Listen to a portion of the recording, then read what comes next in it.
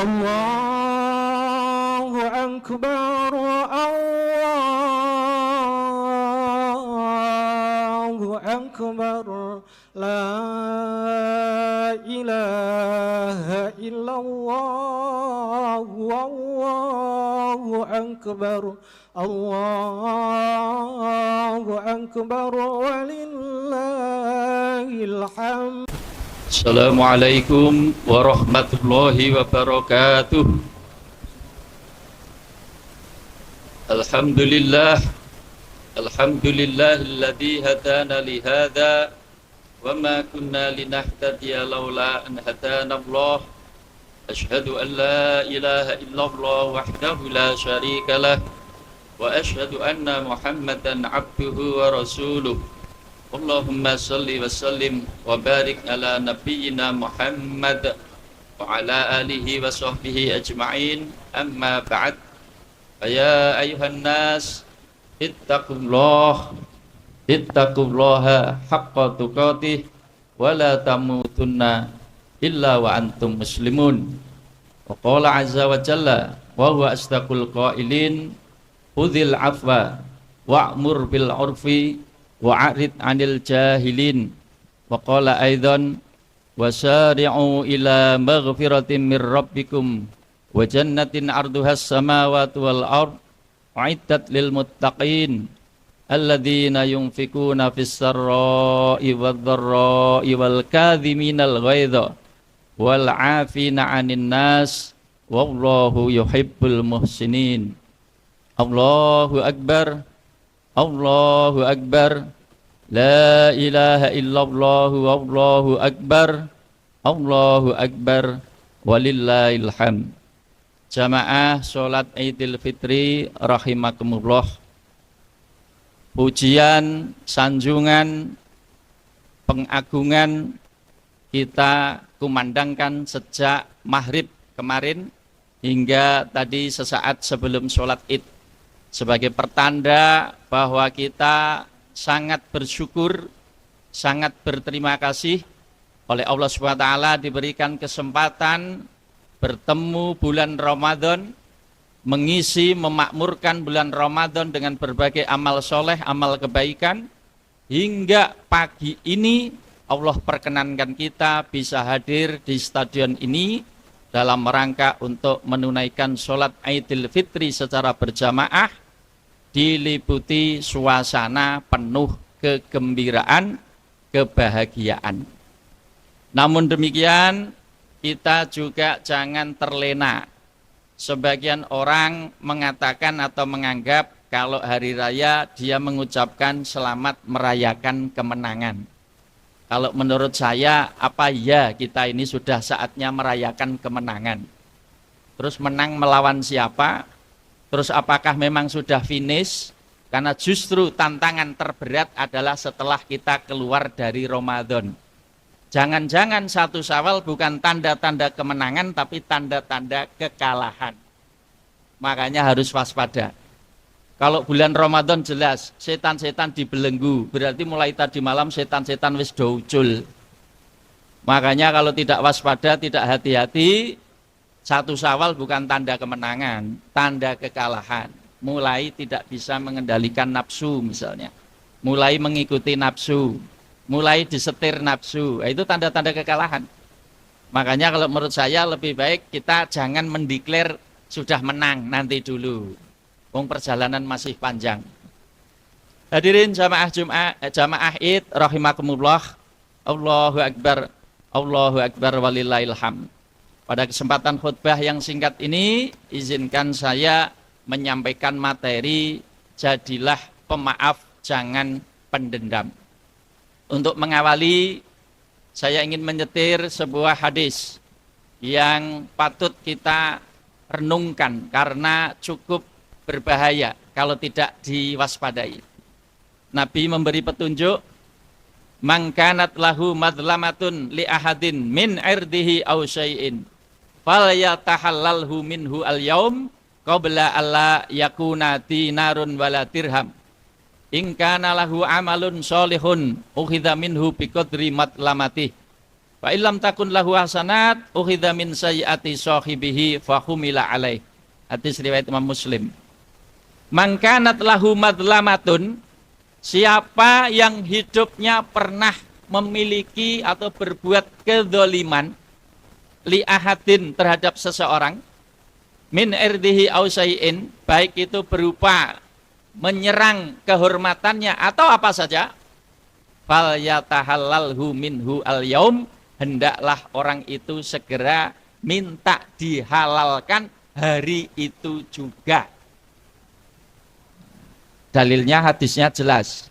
Siapa yang pernah berbuat kedzaliman, berbuat salah terhadap seseorang, hendaknya hari itu juga minta dihalalkan. Qabla alla yakuna dinarun wala dirham. Jangan tunda-tunda sehingga kamu meninggal ketemu hari kiamat di mana dinar, dirham, rupiah tidak berlaku. Jadi ada tiba masanya dinar, dirham, harta tidak berlaku, yaitu hari akhirat. Kalau kita punya kesalahan di dunia belum dimaafkan, belum dihalalkan, sampai akhirat yang bersangkutan minta, di sana uang sudah tidak berlaku. Apa yang berlaku? In kana lahu amalun solihun, kalau orang itu punya amal soleh, artinya punya pahala, ukhidha minhu biqadri matlamatihi, niscaya kebaikannya itu, pahalanya itu akan diambil sekedar untuk melunasi kedzalimannya. Biqadri matlamatihi. Nah, itu kalau punya amal kebaikan. Kalau tidak punya, maka ukhidha min sayyiati sahibihi fahumila alaih. Kalau orang itu tidak punya kebaikan atau pahala, maka dibalik dosa orang yang dizalimi tadi akan diambil untuk ditambahkan kepada orang itu. Itu hukum akhirat. Jadi kalau kita punya salah, kezaliman, dosa pada sesama, di dunia belum dihalalkan, belum dimaafkan, besok kalau di akhirat diminta yang bersangkutan, jenengan siap-siap bayar pakai amal soleh panjenengan, pakai pahala panjenengan. Kalau cukup, alhamdulillah. Kalau tidak cukup, dibalik dosa orang itu akan diambil, ditambahkan pada orang yang mendolimi tadi. Ini yang nyangkut dengan hadis satunya yang saya kutip dalam teks khutbah yang dibagikan mungkin. Nabi pernah memberitahu sahabat, atatruna manil muflis, tahukah kalian para sahabat, umatku nanti yang akan muflis, bangkrut, tekor. Sahabat menjawab, al muflisu fina malla dirham wala mata.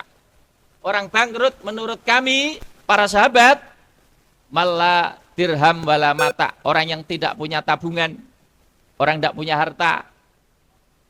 Ternyata bukan itu yang dimaksud Nabi.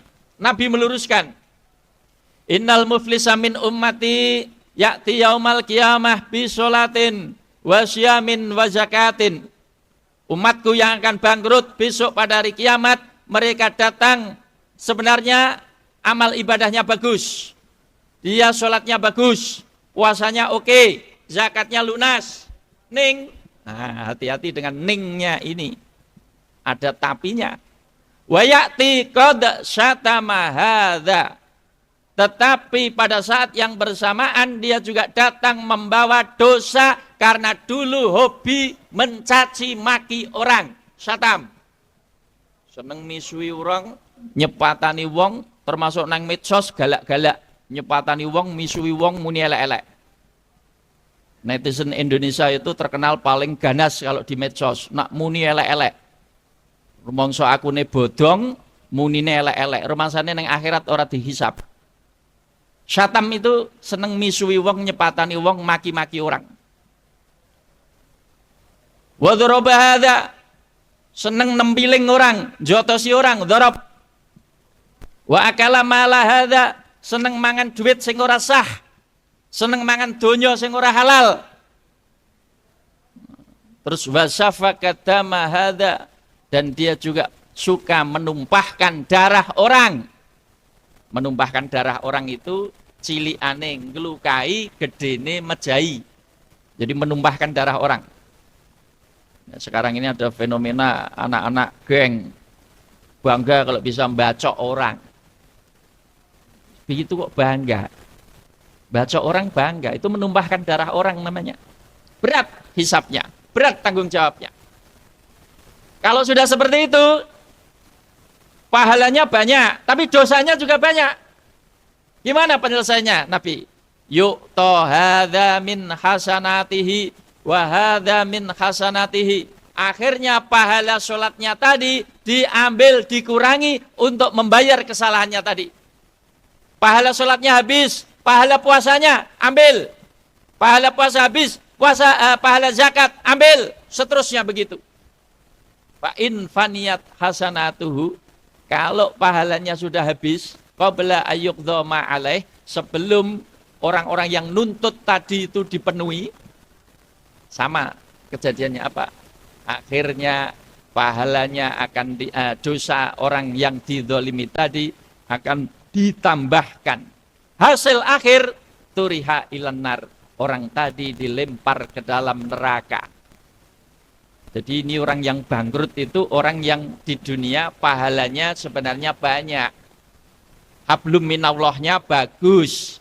Tetapi pada saat yang bersangkut, pada saat yang bersamaan, hablum minannasnya belepotan. Ditandai dengan apa? Akhlaknya buruk. Termasuk makan harta tidak sah itu apa? Utang orang nyaur. Jadi nek wong utang kok ora nyaur, ning donya urung dimaafke, urung diikhlaske, urung dilebur, sok ning akhirat nyaure nganggo amal pahala. Amal pahalane ora cukup, kari diwalik sing ngutangi mau, dosane dilong, ditambahke sing ora nyaur.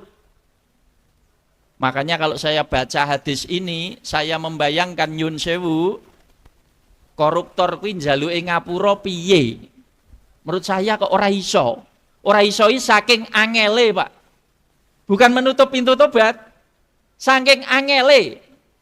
Bayangkan kalau koruptor yang dirugikan jutaan rakyat, jutaan. Taruhlah separuh mengikhlaskan, sing separuh nuntut. Dengan apa dia akan membayar di akhirat? Pahalanya apa cukup? Tidak cukup. Saya yakin tidak cukup. Dan beramal dengan harta haram, jangan mimpi akan diterima. Innallaha thayyibun la yaqbalu illa thayyiban. Allah itu baik, tidak mau menerima kecuali yang baik. Sedekah, zakat, hartanya harus halal. Harta yang haram jangan disedekahkan, jangan dizakatkan. Allah tidak akan terima. Jadi baca hadis ini merinding saya. Koruptor itu tobatnya gimana? Terus minta maafnya sama siapa? Terus mengembalikannya kemana? Karena subjeknya itu terlalu banyak, Pak. Kalau dosa pada perorangan, wonge genah, alamatnya jelas, parani, jaluk ngapura, jaluk ijol, balik ke, gampang. Lah kalau jutaan orang, gimana minta maafnya? Gimana minta dihalalkannya? Dan tidak ada jaminan semua memaafkan. Makanya jangan menganggap enteng dosa pada sesama. Luwih ruwet timbangannya dosa karo Gusti Allah. Kalau kita dosa kepada Allah, insya Allah tobatnya lebih mudah diterima. Apa alasannya? Karena Allah Maha Pemaaf, Allah Maha Pengampun. Tetapi manusia tidak ada Maha Pemaaf, tidak ada Maha Pengampun. Banyak manusia ini yang pendendam. Kon maaf ke angel. Kalau Allah jelas Maha Pengampun. Dan tobat kepada Allah 24 jam dibuka, terbuka. Golek alamatnya Gusti Allah jelas. Tapi kita dosa pada sesama manusia, apalagi sekarang orangnya udah pindah, udah pergi, alamatnya orang ngerti, nomere wis ora weruh. Piye lan njaluk ngapura, wangel. Makanya dosa pada orang itu lebih ruwet, Pak, daripada dosa kepada Allah. Neng dunyoe dititeni wis ketara. Wong ki nak kakean dosa karo menungso, sebelum meninggal tanda-tanda suul khotimah sudah kelihatan. Camkan baik-baik. Orang yang banyak dosa kepada manusia sebelum meninggal dunia, tanda-tanda su'ul khotimah sudah diperlihatkan oleh Allah. Tapi orang yang banyak dosa kepada Allah, tanda-tanda su'ul khotimah kadang-kadang belum ditampakkan. Ada orang nyun sewu, ora tahu salat, ora tahu poso, tapi mati ya kadang jek biasa wae. Tapi kalau ada orang banyak kedzaliman pada sesama, Allah permalukan kadang-kadang. Ada orang misalnya apa seneng garuk lemah sing dudu hake, ya, suka nyerobot tanah yang bukan haknya, seneng ngelar dadah sing dudu hake. Ketika meninggal dunia apa dikubur bumi ra gelem nampa. Buktine apa? Wis diukur mau pas, begitu mayat mau dimasukkan ora sedeng. Cerita seperti itu kan cukup banyak kita dengar. Usut punya usut biasanya ngono ki sangkutane karo lemah. Ana lemah sing diserobot kadang-kadang. Yang bersangkutan belum memaafkan. Jadi dosa pada orang itu lebih bahaya, Pak. Makanya jangan nyepelek. Nah, tadi Nabi sudah memberi petunjuk. Kalau kamu masih di dunia, hartamu masih berlaku. Tapi jangan mimpi kalau sudah di akhirat, hartamu sudah tidak payu. Kalau di dunia masih berlaku, Pak. Contoh, misalnya, tapi ini contoh yang buruk ya, hanya contoh saja. Misalnya itu, anak kita ditempeleng tetangga. Kita orang tuanya tidak terima. Difasilitasi Pak RT, dimediasi. Nyun sewu Pak, uang masih berlaku Pak. Tinggal bilang saja.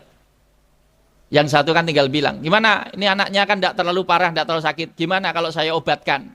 Setelah saya obatkan, saya ganti rugi 5 juta. Kata bapaknya, ya tolonglah ditambah jangan 5 juta. Berapa? Ya tambahi berapa? 7,5 ya? Ya 7,5. Deal, deal. Selesai, dimaafkan, uang masih berlaku. Kenapa? Masih di dunia. Tapi kalau sudah sampai di akhirat, tidak berlaku uang kita. Kamu punya pahala apa? Itu yang akan dipakai untuk membayar. Makanya tema kita pagi ini pemaaf, bukan pendendam. Hubungannya dengan apa? Nyun sewu Pak. Kalau saya perhatikan, kita ini rada kurang sebenarnya. Kurang kari nambahi, kurang pas. Kurang pasnya gimana? Ini sedikit kritik. Budaya kita itu kan kalau sawalan begini, berlomba-lomba memohon maaf. Saya tidak mengatakan itu jelek. Memohon maaf. Kami sekeluarga mohon maaf. Mohon maaf. Semua mohon maaf. Tapi mohon maaf sebenarnya kurang itu. Kurangnya di mana? Di mana-mana yang namanya mohon itu pasangannya memberi, Pak. Orang itu kalau memohon pengen diberi. Lah kalau semua ikrar meminta, pertanyaannya terus yang ngei sopo? Kalau orang semua meminta, yang memberi siapa? Makanya ucapan yang lebih lengkap nanti mulai bisa berubah sebentar-sebentar, sedikit-sedikit. Statusnya itu kalau mau serius, tinggal nambahi. Kami sekeluarga mengucapkan 1 Syawal, terus doa taqabbal minna wa minkum. Kami sekeluarga mohon sekaligus memberi maaf lahir batin. Ada kata-kata memberi. Pakai logika. Kalau orang itu meminta, tidak ada yang memberi, pertanyaannya, siapa yang memberi? Bahkan kalau mau radikal, sebenarnya kata-kata mohon maaf lahir batin itu diganti memberi maaf lahir batin. Jadi orang Indonesia semua ikrar kami memberi maaf lahir batin, tidak perlu minta-minta. Oh sudah diberi yuk. Tapi kalau orang meminta belum tentu diberi. Dan yang merantasi itu pemberian Pak, bukan permintaan. Kalau tidak percaya saya buktikan. Allahu Akbar, Allahu Akbar, la ilaha illallah, Allahu Akbar, Allahu Akbar, walillahil hamd. Contoh ringan, masalah utang piutang misalnya. Kalau Anda hutang sama saya, minta 1000 kali, Pak tolong hutang saya dianggap lunas ya, minta kan dia. Kalau saya tidak memberi, tidak akan lunas Pak, ya masih hutang. Oh saya tidak memberi yuk. Silakan minta 1000 kali, saya tidak bilang iya, orang dadi. Tapi jenengan tidak usah minta, tiba-tiba saya bilang, Mas, hutang Anda kepada saya 10 juta, tidak usah disaur, saya berikan, saya ikhlaskan. Selesai, dia tidak usah minta. Jenengan punya salah, tidak usah minta, dia sudah memaafkan, jadi. Tapi jenengan 1000 kali minta maaf, dia tidak memaafkan, tidak jadi. Kenapa yang tidak ampuh malah dipraktekkan? Makanya kalau mau radikal, kata-kata mohon maaf lahir batin itu diganti memberi maaf lahir batin. Semua ikrar, kami memberi maaf lahir batin. Orang tidak usah minta. Kenapa? Sudah diberi. Tapi kalau mohon, siapa yang memberi? Belum jelas. Dan agak lucu, kita ketemu orang, mohon maaf, saya juga mohon maaf. Sing ngeki sapa? Kono njaluk kene njaluk. Sing ngeki sapa? Aku njaluk kono yo njaluk. Sing ngeki sapa? Beda kalau Bapak kalau ada salah sudah saya maafkan. Sama, Bapak juga kalau ada sudah saya maafkan. Rampung. Logika dipakai. Orang ampuh kok diamalke dulu. Dan dalam Al-Qur'an ayat kabeh ngakon jadi pemaaf, tidak ada yang ngakon peminta-minta maaf. Coba baca Al-Qur'an yang sudah khatam berkali-kali itu. Ayatnya Hudzil afwa wa'mur bil urfi wa'rid 'anil jahilin. Hudzil afwa, jadilah pemaaf. Jadilah pemaaf.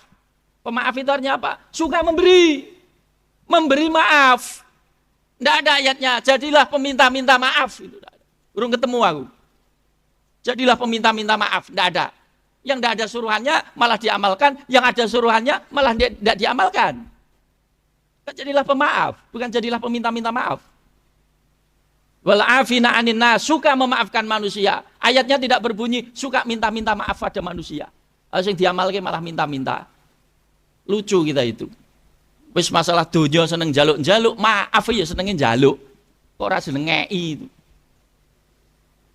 Jadi kan kalau dulu belajar ilmu akhlak, di antara sifat mulia adalah apa? Pemaaf, bener gitu. Sifat mulia itu apa? Pemaaf. Nggak ada sifat pemulia itu apa? Suka minta maaf. Urung tahu tumon aku buku akhlak seperti itu. Yang ada pemaaf, Pak. Pemaaf itu apa? Suka memaafkan. Jadi kalau mau radikal itu mohon maaf lahir batin itu diganti memberi maaf lahir batin. Wong Indonesia ikrar ngene kabeh beres. Tapi kalau mohon ndak ada jaminan, Pak. Sing ngeki sapa ya ora cetha. Dan manusia itu nahnu nahkumu bidzawahir. Kita hukum dengan yang zahir. Yang zahir itu apa? Yang tampak. Yang tampak itu apa? Yang terucap. Yang terucapkan jenengan minta, tidak memberi. Tapi kalau tidak terlalu radikal, mungkari nambahi, Pak.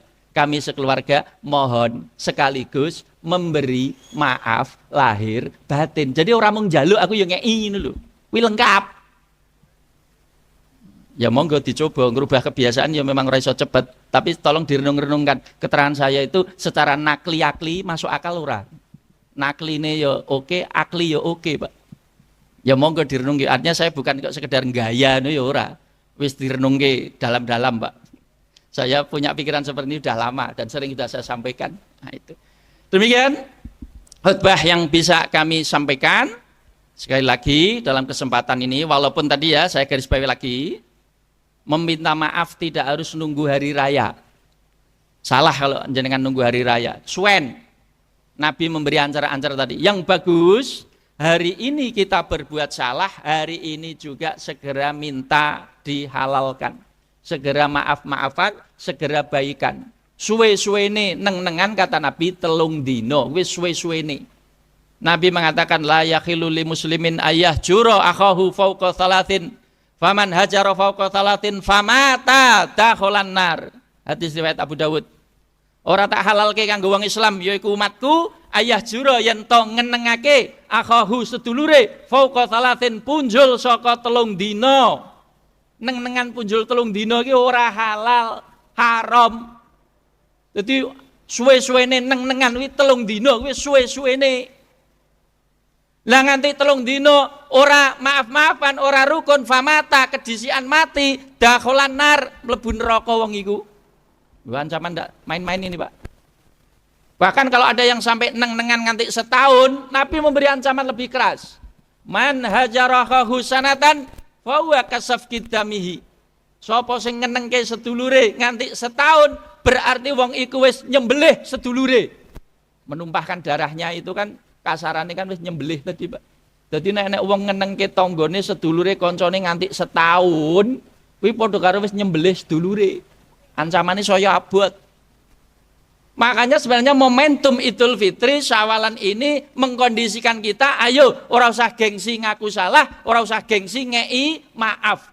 Mudah mengaku salah, mudah memberi maaf. Wis ora usah gengsi-gengsinan. Termasuk nak diajak salaman, tangannya ora usah didelikke. Salong tidak salaman tangannya ndelik itu. Jadi jangan sampai kita itu betah-betahan neng-nengan atau menyimpan dendam, rugi sendiri. Yang rugi kita. Orang lain kadang-kadang wis orang gagas, kita malah isih gagas. Itu kalau kita pendendam. Demikian Bapak Ibu jamaah sholat Id rahimakumullah, khutbah Id yang bisa saya sampaikan. Sekali lagi kami sampaikan selamat merayakan hari raya dalam batas-batas kewajaran dan kepatutan. Jaga spirit Ramadan, pertahankan amal-amal soleh yang sudah kita biasakan di bulan Ramadan, dan hendaknya kita lebih waspada agar jangan sampai kesucian yang sudah kita raih, kita nodai, kita kotori dengan kembali berbuat maksiat ataupun hal-hal yang tidak bermanfaat. Sebagai penutup, mari kita akhiri dengan doa. A'udzubillahi minasyaitonirrajim. Bismillahirrahmanirrahim. Alhamdulillahirabbil alamin. Hamdan syakirin, hamdan na'imin, hamdan katsiran thayyiban mubarakan fih. Allahumma antal mannan badi'us samawati wal ardi ya hayyu ya qayyum ya dzal jalali wal ikram. Allahumma shalli wa sallim wa barik ala nabiyyina Muhammad wa ala alihi wa sahbihi ajmain warḍu 'anna ma'hum bi rahmatika ya arhamar rahimin. Allahumma fir lil mu'minina wal mu'minat al muslimina wal muslimat al ahya'i minhum wal amwat innaka sami'un qaribun mujibud da'wat wa ya qadiyal hajat. Rabbana ighfir lana wa li ikhwanina alladziina sabaquna bil iman wa la taj'al fi qulubina ghillan lil ladziina amanu rabbana innaka ra'ufur rahim. Rabbana la tuzigh qulubana ba'da idh hadaitana wa hab lana min ladunka rahmah innaka antal wahhab. Allahumma ij'alna minal a'idina wal faizina wal maqbulin bi rahmatika ya arhamar rahimin. Allahumma taqabbal siyamana wa zakatana wa salatana wa jami'a a'malina shalihah innaka ala kulli syai'in qadir. Rabbana atina fid dunya hasanah wa fil akhirati hasanah wa qina adzabannar. Wa sallallahu ala nabiyyina Muhammad. Subhana rabbika rabbil izzati amma yasifun wa salamun alal mursalin walhamdulillahi rabbil alamin. Assalamualaikum warahmatullahi wabarakatuh.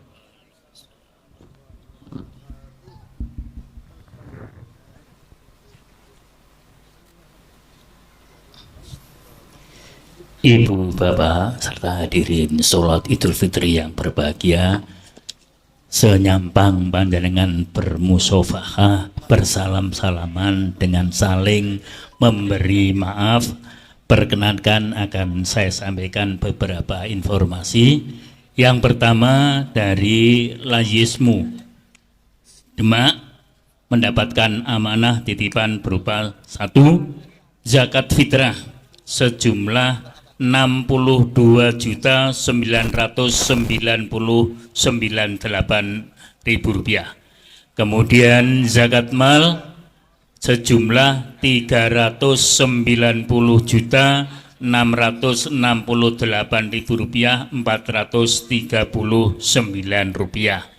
Adapun infak terkumpul Rp70.900.600. Kemudian infak Idul Fitri kali ini terkumpul Rp22.097.000. Demikian, semoga apa yang sudah panjenengan berikan, titipkan kepada Lajismu bisa bermanfaat dan berguna untuk kita semua. Amin.